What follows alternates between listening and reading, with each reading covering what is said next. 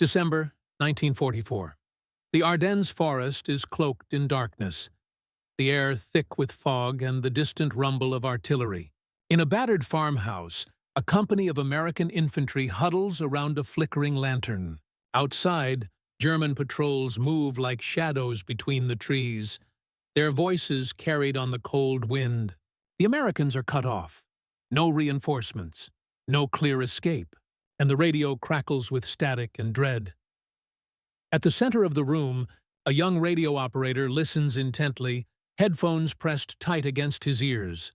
His hands tremble, not from the cold but from the weight of what he's about to attempt. Through the static, a German transmission comes through, orders for an imminent assault. The operator's training tells him what he's about to do is forbidden, a violation of every rule drilled into him since basic. But the faces around him, tired, hungry, afraid, leave him no choice. He switches frequencies, clears his throat, and in flawless German, impersonates the enemy. His message is short, urgent, and convincing. For a moment, the fate of 300 men hangs on the strength of his voice and the hope that the enemy will believe the lie. By the winter of 1944, the Western Front was a landscape of uncertainty and danger. The Allies, having broken out from Normandy, were pushing toward Germany, but the war was far from over. The German army, battered but unbroken, launched a surprise counteroffensive through the Ardennes, a last, desperate gamble that would become known as the Battle of the Bulge. For the men on the ground, the Ardennes was a place of confusion and fear. The dense forests and rolling hills favored ambush and deception. The weather was merciless. Snow fell in heavy drifts, muffling the sounds of battle and freezing men and machines alike. Visibility was poor, and the cold seeped into every seam of uniform and armor. In this environment, communication was both a lifeline and a liability. Radio operators were the nerve centers of every unit. Their job was to keep the lines open, relaying orders, requesting support, and warning of enemy movements. But the airwaves were crowded with danger. German and American signals crisscrossed the ether, each side listening, jamming, and trying to outwit the other. The Germans were masters of radio discipline, using code words, call signs, and strict protocols to protect their communications. The Americans, too, relied on encryption and careful procedures, but the chaos of battle often forced improvisation. The stakes were high. A single intercepted message could mean the difference between survival and annihilation. Both sides employed teams of signals intelligence experts, men and women trained to break codes, analyze traffic, and exploit any weakness in the enemy's system. The Germans had their Funkabwehr, the Radio Defense Corps. The Allies had the legendary WWII service and the cryptanalysts at Bletchley Park. For the average radio operator, the rules were clear. Never impersonate the enemy. The Geneva Convention and military law forbade the use of enemy uniforms, insignia, or signals for deception. The risks were enormous. If caught, the penalty could be summary execution. But in the fog of war, when units were cut off and surrounded, the line between survival and regulation could blur. The company in the Ardennes was one of many isolated by the German advance. Their radios were their only link to the outside world. As the enemy closed in, the operator listened to the German frequencies, piecing together the plan for an assault. He knew the protocols, the cadence of the language, the subtle differences in call signs. He also knew that to use this knowledge, to speak as the enemy, was to cross a forbidden line. Yet, as the hours passed and the threat grew, the choice became stark. To do nothing was to risk annihilation. To act was to gamble everything on a single desperate bluff. The stage was set for a moment when training, courage, and the willingness to defy the rules would decide the fate of 300 men. By the winter of 1944, the Western Front was a landscape of uncertainty and danger.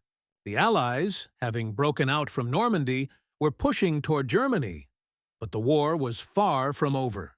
The German army, battered but unbroken, launched a surprise counteroffensive through the Ardennes, a last, desperate gamble that would become known as the Battle of the Bulge.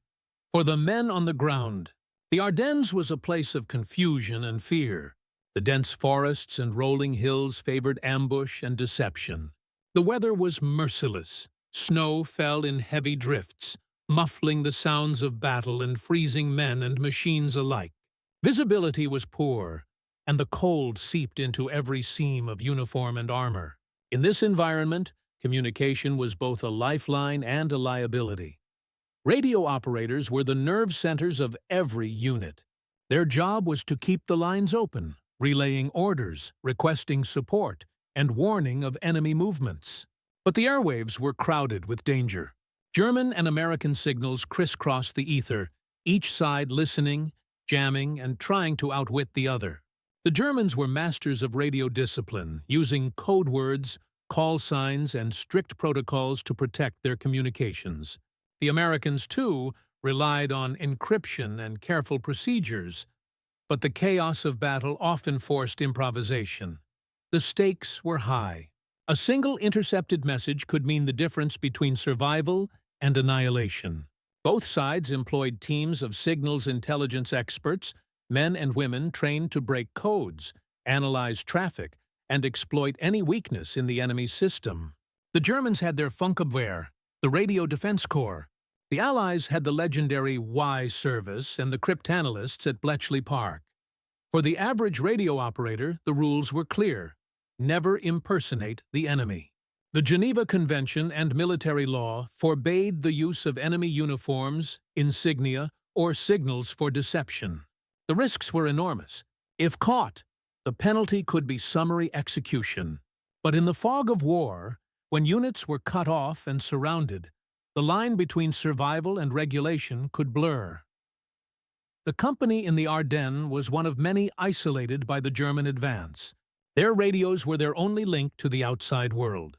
As the enemy closed in, the operator listened to the German frequencies, piecing together the plan for an assault. He knew the protocols, the cadence of the language, the subtle differences in call signs.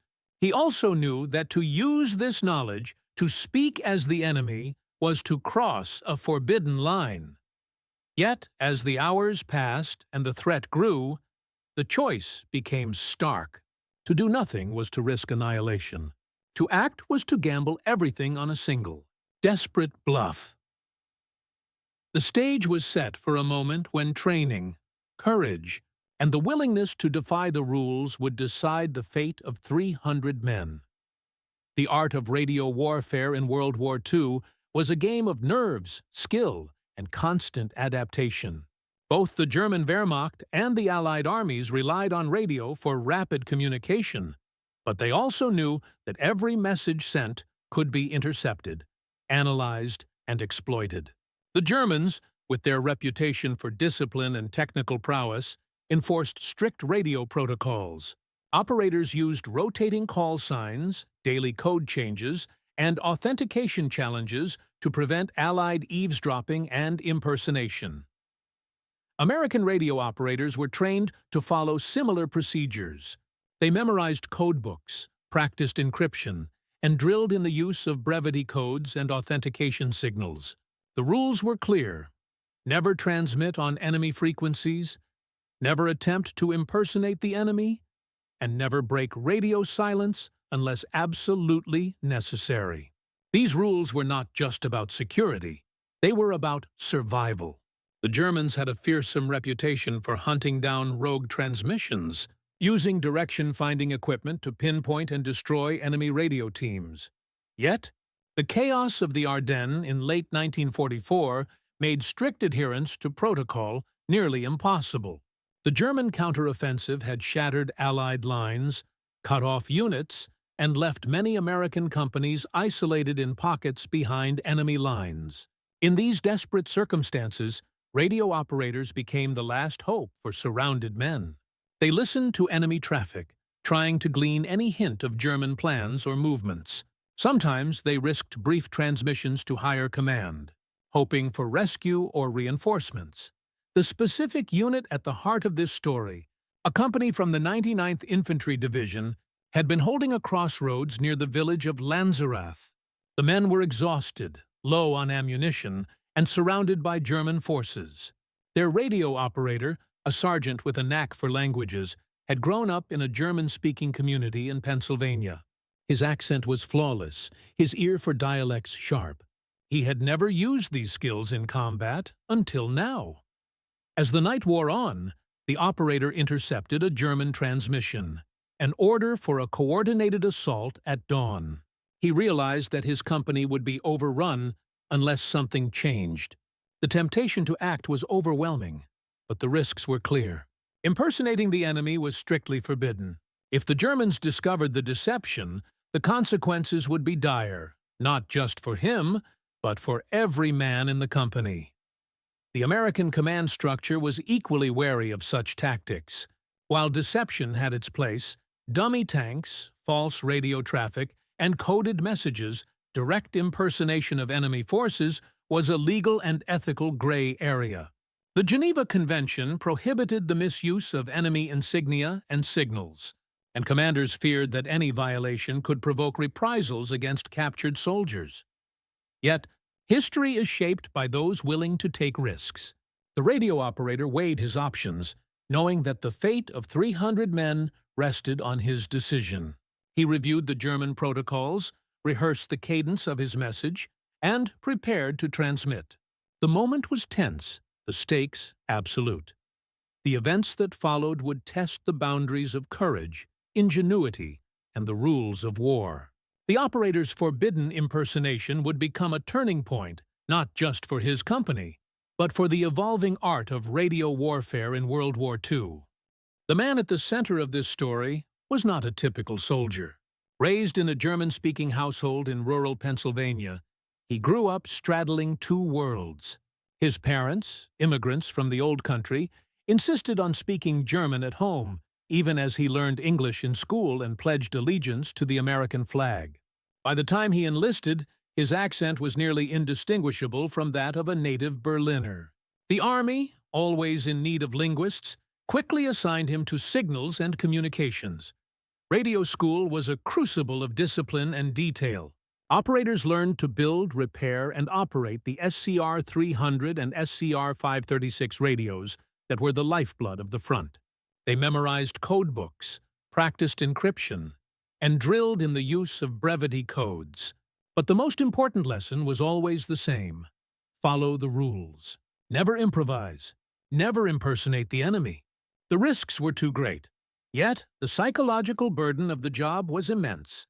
Radio operators were the nerve centers of their units, responsible for keeping the lines open under fire. They worked in isolation, often behind the front lines, listening to the chaos of battle through a headset. Every message carried the weight of life and death.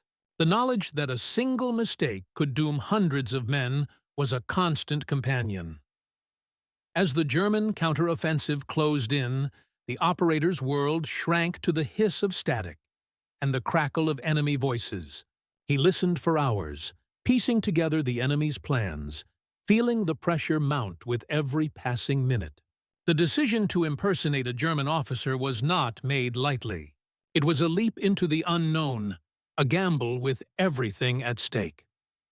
Radio deception was a weapon as powerful as any artillery barrage. Both sides in World War II used it to sow confusion, misdirect enemy forces, and protect their own operations. The British had perfected the art with Operation Fortitude, using fake radio traffic to convince the Germans that the D-Day landings would come at Calais rather than Normandy. The Americans, too, used dummy transmissions and coded messages to mask their movements. But direct impersonation of enemy signals was a different matter. It was a tactic fraught with risk, requiring not just technical skill, but a deep understanding of enemy procedures and psychology. The Germans were especially vigilant, using authentication codes and challenge response protocols to weed out imposters. A single slip, a wrong phrase, an unfamiliar accent could give the game away. In the chaos of the Ardennes, however, The normal rules were breaking down. Units were cut off, lines of communication were severed, and the fog of war was thicker than ever. The radio operator's decision to impersonate a German officer was a tactical masterstroke, exploiting a moment of confusion to buy precious time for his company. The technology of wartime radio was both a marvel and a curse. The SCR-300 walkie-talkie and the smaller SCR-536 handy-talkie were lifelines for American units, allowing real-time communication across the battlefield. But they were also vulnerable, prone to jamming, interception, and the ever-present threat of direction finding. Operators relied on code books and one-time pads to encrypt their messages. Every transmission was a potential target, and the enemy was always listening. The Germans, for their part, used the Enigma machine and a network of skilled operators to protect their own communications. The battle for the airwaves was relentless, a contest of wits and nerves. For the radio operator in the farmhouse, the challenge was immense. He had to match not just the words, but the cadence, the slang, the subtle cues that marked a native speaker. He reviewed the German protocols, rehearsed his message, and prepared to transmit. The equipment was ready, the codes memorized. All that remained was the courage to press the key and hope that the enemy would believe the lie. The decision to impersonate the enemy was not one a radio operator could make lightly. In the U.S. Army, such actions were strictly forbidden, without explicit orders from higher command. The risks were not only personal, summary execution if captured, but also strategic. If the Germans discovered the ruse, they could retaliate against American POWs or escalate counterintelligence efforts, endangering future operations. In the chaos of the Ardennes, however, the normal chain of command was frayed. The company's officers, aware of the encirclement and the lack of options, faced a grim calculus: follow the rules and risk annihilation, or authorize a desperate gamble that might save their men. The radio operator's proposal was met with tense debate. Some officers hesitated, fearing the consequences if the deception failed. Others, hardened by weeks of combat and loss, saw no alternative. In the end, the decision was made quietly, without paperwork, and with the understanding that the responsibility would be shared. After the event, the chain of command's response was complex. On one hand, the operator's actions had saved 300 men from certain destruction. On the other, he had violated a core tenet of military law. The initial reaction was relief and gratitude, but as the story spread, questions arose about precedent, discipline, and the boundaries of acceptable risk. The operator's fate would hang in the balance, shaped by the testimony of those he had saved and the judgment of his superiors. The German military prided itself on radio discipline. Operators were drilled in authentication procedures, and any irregularity was grounds for suspicion. Yet, the fog of war in the Ardennes created opportunities for confusion. The rapid movement of units, the breakdown of established lines, and the sheer volume of radio traffic made it difficult to maintain perfect control. When the American operator's impersonation was broadcast, the German response was initially one of compliance. The message, delivered in flawless German and using the correct codes, was accepted as genuine. Orders were delayed, patrols redirected, and the planned assault was postponed. Only later, as the situation stabilized and reports were cross-checked, did suspicions arise. By then, the American company had slipped away, leaving the Germans to piece together what had happened. The incident became a subject of analysis in German after-action reports. Some officers praised the Americans' cunning, while others lamented the breach in discipline that had allowed the deception to succeed. The event prompted a tightening of radio protocols and a renewed emphasis on counterintelligence, but the damage had been done. The use of enemy impersonation in wartime is a moral and legal gray zone. The Geneva Convention prohibits the misuse of enemy insignia and signals, viewing such acts as perfidy, deception that undermines the basic trust required for the laws of war to function. Yet, history is filled with examples of desperate measures taken in desperate times. For the radio operator and his commanders, the ethical dilemma was acute. Was it justifiable to break the rules to save lives? Did the ends, rescuing 300 men from annihilation, justify the means? The answer was not simple. Some argued that the act was a necessary evil, a calculated risk in the face of overwhelming odds. Others worried about the precedent it set and the potential for escalation if both sides abandoned the rules altogether. In the end, the story of the forbidden impersonation became a case study in the moral ambiguities of war. It forced soldiers and commanders alike to confront the limits of law, the demands of survival, and the enduring question of what it means to fight with honor. December 17, 1944. The night is thick with tension in the Ardennes. The American company, battered and low on ammunition, is huddled in the ruins of a farmhouse. Outside, the forest is alive with the sounds of German patrols, boots crunching on snow, muffled voices, the distant clatter of armored vehicles. The men know they are surrounded. Every hour the perimeter shrinks. Every minute the chance of rescue fades. Inside, the radio operator sits at his set, headphones pressed tight, scanning the frequencies for any sign of hope. The static is broken by bursts of German chatter, orders, coordinates, the clipped tones of officers preparing for an assault. He listens, heart pounding, as a message comes through. A German unit is preparing to attack at dawn, their numbers overwhelming. The company commander gathers his officers. The options are grim. They can try to break out and risk being cut down in the open, or they can dig in and hope for a miracle. The radio operator, voice trembling, proposes a third option: impersonate the German commander and issue a false order to delay the attack. The room falls silent. The risks are clear. If the Germans discover the ruse, the consequences will be fatal, not just for him, but for everyone in the farmhouse. The commander weighs the options, then nods. "Do it," he says quietly. The operator takes a deep breath, reviews the German protocols one last time, and switches frequencies. He keys the mic, his voice steady and precise, mimicking the cadence and authority of a German officer. The message is brief. The attack is postponed.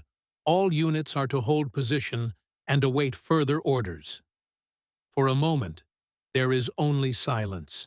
Then a German voice acknowledges the order, repeating the call sign and confirming the delay. The operator sags in his chair, sweat beading on his forehead. The men around him stare in disbelief, barely daring to hope. The hours that follow are a test of nerves. The Americans wait in the darkness, listening for the sounds of an assault that never comes. The German patrols pull back, confused by the sudden change in orders. The perimeter holds. As dawn breaks, the fog lifts to reveal a gap in the enemy lines. The company seizes the opportunity, slipping away through the trees, guided by the radio operator's whispered directions. Behind them, the Germans scramble to make sense of the night's events. Reports are filed, orders are questioned, and suspicion falls on the possibility of a breach in radio discipline. But by the time the truth is uncovered, the Americans are gone, safe, alive, and forever changed by the gamble that saved them. The radio operator, exhausted and shaken, is the last to leave the farmhouse. He carries with him the knowledge that he has crossed a forbidden line, but also the gratitude of 300 men whose lives now depend on his courage and skill.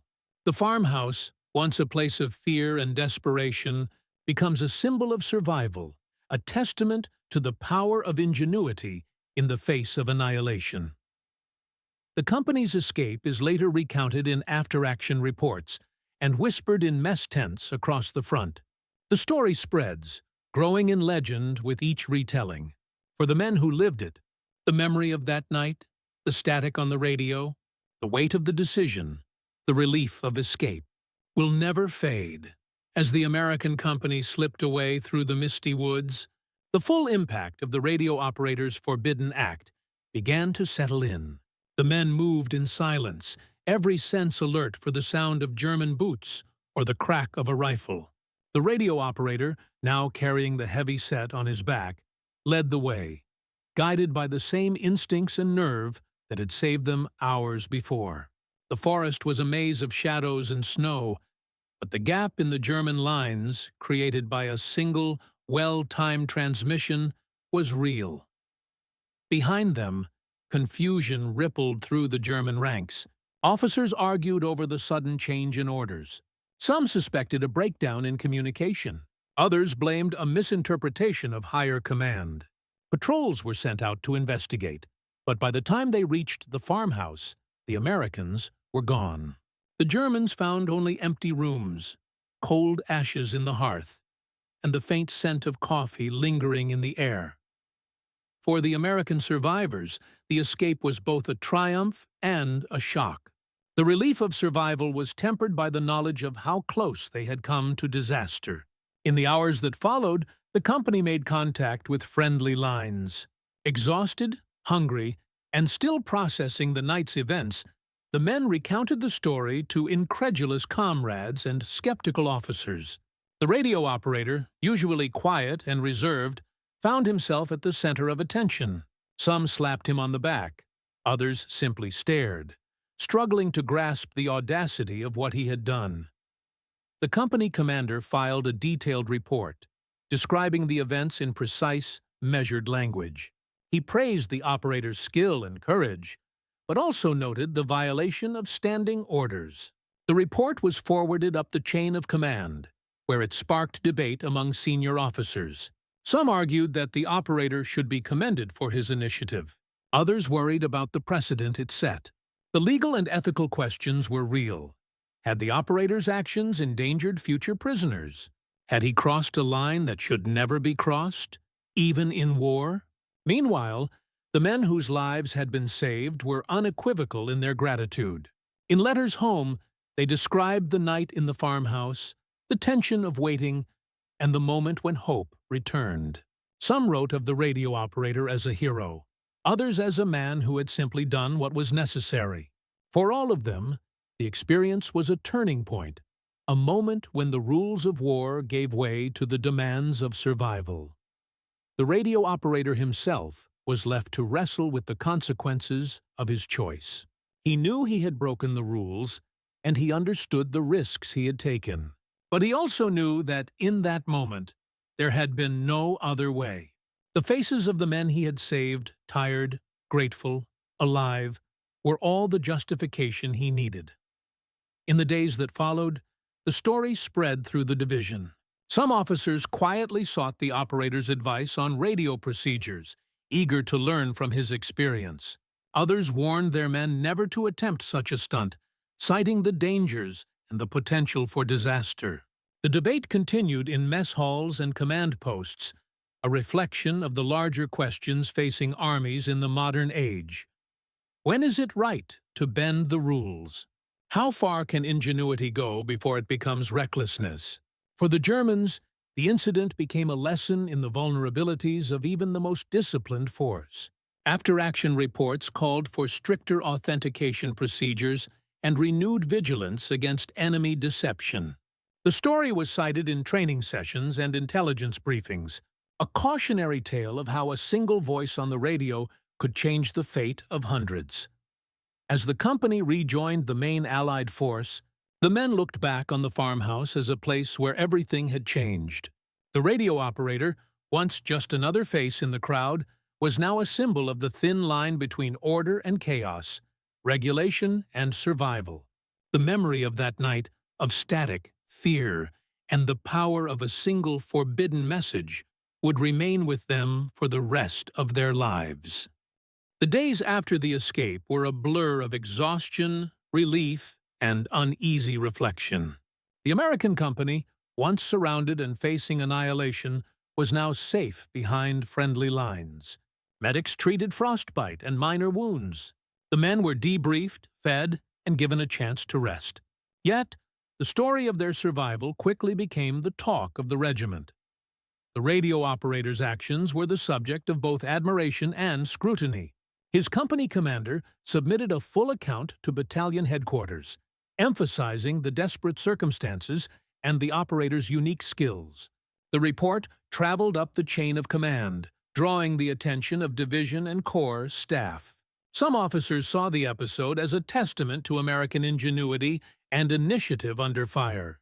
Others, more cautious, worried about the legal and ethical implications of impersonating the enemy on the airwaves. An official investigation was launched. The operator was interviewed by intelligence officers who wanted to know exactly how he had managed to fool the Germans.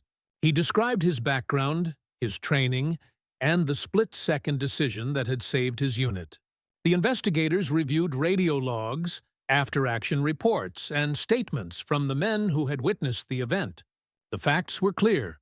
The operator's forbidden impersonation had delayed the German assault and allowed the company to escape. The question of recognition or censure was debated at length. Some argued that the operator deserved a commendation for bravery and resourcefulness. Others pointed to the Geneva Convention and the standing orders against enemy impersonation, warning that such actions could endanger American POWs if the Germans decided to retaliate. In the end, the decision was a compromise. The operator received a letter of commendation for his initiative and courage under extreme circumstances, but no formal medal. The incident was quietly noted in his service record, a story to be told in mess halls and reunions, but not in official histories. Within the company, the operator's reputation was secure. The men he had saved never forgot what he had done. In letters home, they described the night in the farmhouse, the tension of waiting, and the relief of escape. For them, the operator was a hero, regardless of what the rulebook said. The broader impact of the event was felt in subtle ways. Radio protocol was reviewed and reinforced across the division. Training sessions emphasized both the importance of discipline and the need for flexibility in desperate situations. The story became a quiet legend, a reminder that sometimes survival depends on the courage to break the rules. As the war moved on and the front lines shifted, the story of the radio operator's forbidden impersonation faded from official reports, but lived on in the memories of those who had been there. For the 300 men whose lives had been saved, the farmhouse in the Ardennes became a symbol of the razor-thin line between disaster and deliverance. At reunions and in letters exchanged after the war, the men recalled the tension of that night, the static on the radio, and the moment when hope returned with a single, daring transmission. The operator himself returned to civilian life with little fanfare. He rarely spoke of the incident outside the circle of those who understood its weight. For years, the story was shared in fragments, at kitchen tables, in veterans' halls, and in the quiet moments between old friends. Only decades later, as historians and journalists began to collect the oral histories of the war's survivors, did the full account emerge. The operator's name appeared in memoirs and interviews, his actions cited as an example of the moral complexity and ingenuity that defined the Allied effort. The broader military community took note as well. The incident became a case study in advanced training courses for radio operators and intelligence officers. Instructors debated the ethics of deception, the limits of regulation, and the necessity of adaptation in the face of overwhelming odds. The lesson was clear. While rules are essential, there are moments in war when survival demands something more: courage, creativity, and the willingness to bear the consequences of one's choices. For the German side, the event was a sobering reminder of the vulnerabilities inherent in even the most disciplined system. After-action reports from the Ardennes campaign called for stricter authentication procedures and renewed vigilance against enemy deception. The story was recounted in post-war analyses as a rare but telling example of how a single act of improvisation could alter the outcome of a battle. In the years that followed, the farmhouse in the Ardennes became a place of quiet pilgrimage for some of the survivors. They visited the site, now overgrown and silent, to remember the night when a forbidden voice on the radio turned the tide. For them, the memory was not just of escape, but of the bonds forged in crisis and the enduring power of one man's decision to risk everything for his comrades. The story endures as a testament to the unpredictable, human side of war, a reminder that, in the end, history is shaped as much by the courage to improvise as by the orders handed down from above. History often remembers war in terms of grand strategies, famous generals, and the shifting lines on a map. Yet, beneath the surface of every campaign are moments of quiet defiance and personal risk, decisions made in the shadows, far from the eyes of command, that change the fate of hundreds. The story of the radio operator's forbidden impersonation is one such moment. In the cold, uncertain darkness of the Ardennes, the rules of war collided with the demands of survival. The operator's act was not born of recklessness, but of necessity, a calculated gamble that placed the lives of 300 men above the letter of the law.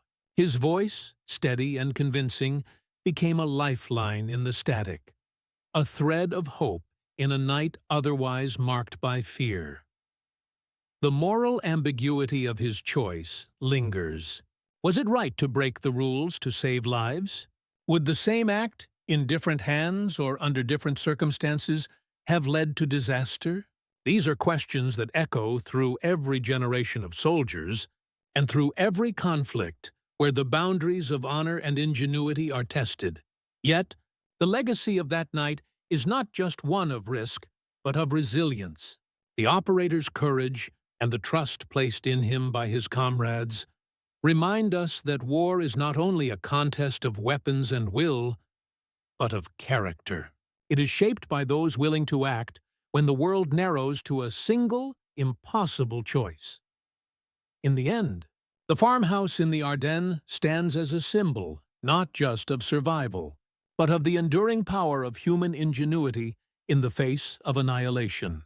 The story endures, not because it was written in the official record, but because it was carried in the hearts of those who lived it.